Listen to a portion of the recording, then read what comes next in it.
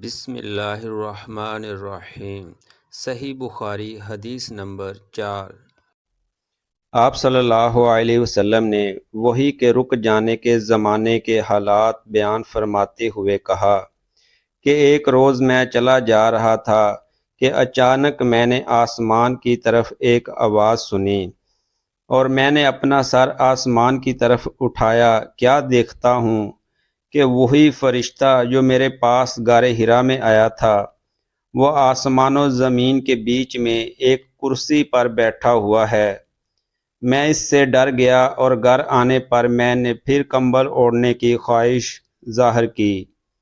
اس وقت اللہ پاک کی طرف سے یہ آیت نازل ہوئی، اے لحاف اوڑھ کر لیٹنے والے، اٹھ کھڑا ہو اور لوگوں کو عذاب الہی سے ڈرا اور اپنے رب کی بڑائی بیان کر اور اپنے کپڑوں کو پاک صاف رکھ اور گندگی سے دور رہ۔